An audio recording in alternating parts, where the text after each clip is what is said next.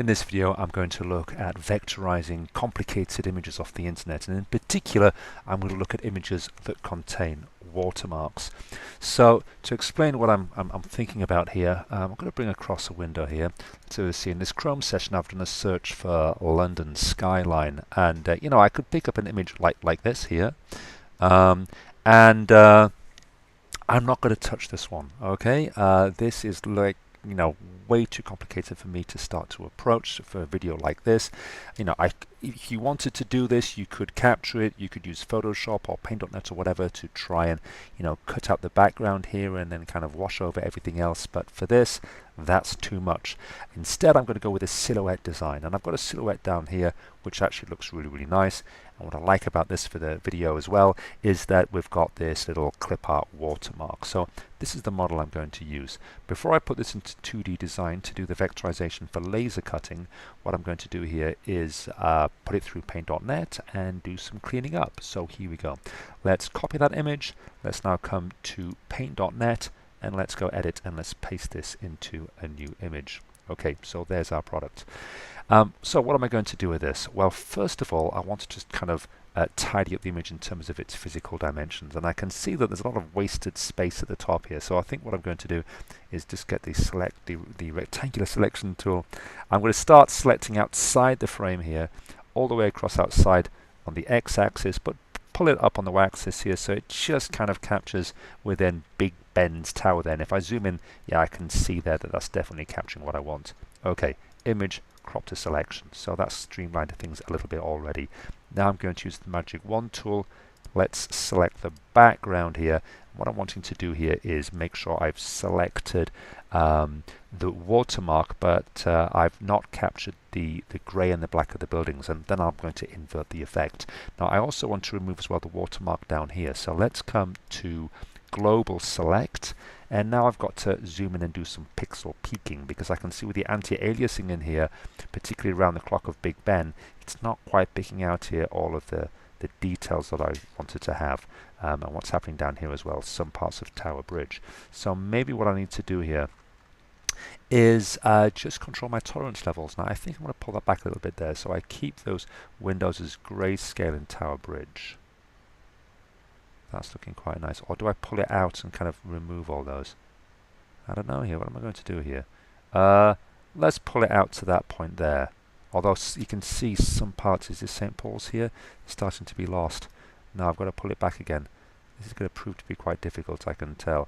Okay, let's put all the tolerance levels down there so that, nice, yeah, I've got Tower Bridge okay, but now some of the details here of this watermark are starting to show through. This is actually proving to be quite tricky, so I think the key thing is here, I've got to definitely lose the watermark. I've still got a few selections of the watermark here through the anti-aliasing effect. Let's pull that back a bit more. Okay, so it's not quite right on Tower Bridge, but if I look at the overall watermark scenario, that's looking quite good. Pixel peaking on here, that looks fine. Let's zoom in here. Yeah, okay, I feel as if I've got the spokes there. Is that supposed to be the London Eye? That looks quite nice. Okay, so now I've selected the background and the watermarks. Of course, I've got to go to invert selection. So now I've got the actual profile of the skyline of London, and let's just come to image and crop to selection. So that's got rid of all of those watermarks that were annoying me. However, if I zoom in here, I can see I've still got a few little cutouts in some of these windows. How am I going to solve that? Well, maybe what I need to do here is come to the continuous select tool. I think I'm just going to keep my life simple actually. Let's now go back to global. Let's select the black here, and let's just see what's happening at this point. See, I've got watermarks still in the black here, and this isn't selecting all of these little windows and things. Let's have a look what's happening here. Okay, I'm quite happy with that.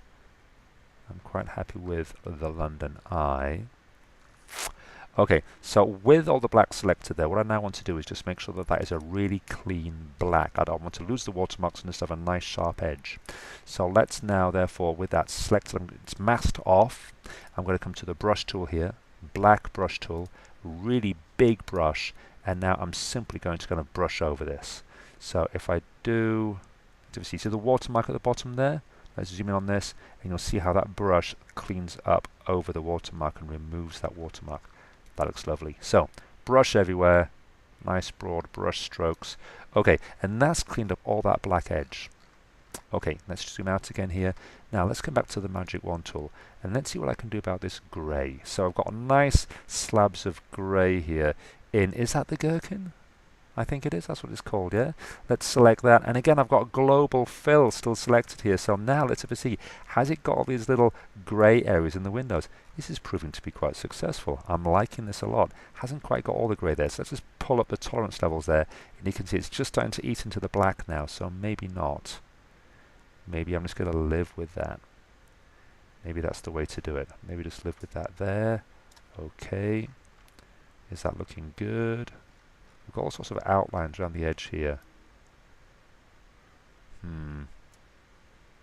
Okay, well, you know what, let's just do that. Let's just see what happens. Okay, again, brush, I've masked it off, and then now, well, I need to make sure I choose the right color here. Let's come to this grey from the primary color palette, and let's just fill all this in now. So that's looking really nice. So I'm trying to pull back the whole design here, basically, to three colors. I've got the transparent background, which will become white. I've got the black, and I've got this grey. So when I take that into 2D design, hopefully I can do something with it. Okay, well, that's looking quite good. So let's just deselect everything. Okay, now Big Ben has suffered a little bit there. You can see the face of the clock suffered a little bit. You know, maybe what I need to do here... Oh, I'm not going to worry about it. I can pixel peep this, but I'm not. Let's just save this now. When I save this... Okay, I'm going to save this as London Skyline version 1, and it's going to be a BMP. Because 2D design, which I'm going to use to control the laser cutter, loves BMPs. Let's just save that there. Okay, default settings. Okay, let's go into 2D design. As usual, grid locks on. I'm going to right click here as well. 5mm spacing. Lines in pale blue. I just find that so much easier to work with. Let's come to bitmaps, import the bitmap. I'm going to come to my pictures folder where I saved to. Now where is it? There it is. Let's go with the default settings, a width of 150mm. Okay, let's zoom in on this and see what we have. Okay, not bad. Let's see what I can do. Let's come to bitmaps, vectorize. I'm going to click on this. Let's look at our options. Now, if I just had black and white, I'd have gone with monochrome, but of course I've got the grayscale. In fact, you know, I might actually go, let's go with a few settings. Let's do a monochrome and see what happens. Okay. Custom settings as usual, maximum resolution, confirm. This is going to take a few seconds here. Okay. As usual, it says not responding while it's thinking. Not a problem.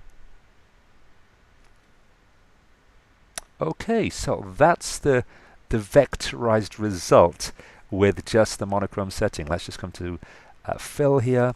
Let's turn the fill off and just see what the cut profile would look like for the laser cutter. So you can see here, yeah, the London eye looks a wee bit strange there, doesn't it? That has suffered, but is it recognizable as London? Kind of. You know, things are out of scale here, so it's a bit confusing. But let's see what I can do in terms of using the grayscale vectorizing process. So I'm just going to zoom out a bit there. Let's come back to bitmap, import bitmap. Select that skyline, same size, 150mm. Let's try this again. Bitmap, vectorize bitmap, and now we're going to go with grayscale. Now let's have a see. We've got the, looks like it's going to be cutting out the background. Let's hope so. If I deselect that, I think I've got to turn that off. I'll turn that off. If I leave it on, I think we're going to have like a rectangular cutout. I think if I turn it off, it's just going to become invisible, and we're just going to have the buildings. And I can see I've got the gherkin detail a lot better now. Let's see what happens. Okay, custom settings again. Maximum resolution. Again, a few seconds.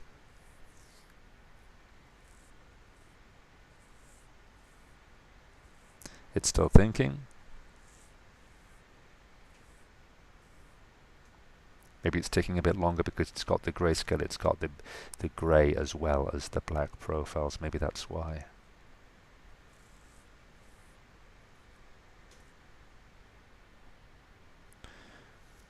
surprisingly, it's not gone into not responding. If I have any sense at this point, I'll forward fast the video, yeah? Ah, et voila. Okay, so let's see how this looks. It's looking pretty cool, I have to say. Now, if I select this, let's see what happens. Is this in two halves? Let's just try and move part of this. Is it in two halves? No, it's not. But let me see if I can do something. Let's try and go to Edit and Explode. Explode one level. Let's just try that out. How cool is that? Basically, what I can do is separate the black from the grey. Okay, now I'm not quite sure why I'd do that. You know, could I potentially take this profile here? Let's just turn off the fill there. You know, could I kind of cut that out of one color of acrylic and cut this out of another color of acrylic? Not too sure. Let's have a see. If I come to fill tool there, no fill. Okay, and there's the other cutout profile. And if I kind of compare all these together, you know, it's actually quite cool. If I think about taking this profile, how about I overlay that with that profile? That's looking quite cool. Maybe copy paste that. Place that back over there. Are there varieties between those two? Okay, so this, yeah, that's really, really interesting, look, because I've actually got here a difference between the black profile that I've just copied and the grey profile, whereas if I just cut out the black profile, oh, I'm getting confused, but anyway, we're getting some pretty interesting results basically on the buildings here. Oh, that's the shard, and that's the gherkin. There you go. I recognize it now. I've finally worked it out. Okay, well, I hope that was useful. You know, we've looked at working with the watermarks and getting rid of those and exploring the monochrome and the grayscale vectorizing tools and 2D design. Voila! Hope to see you next time.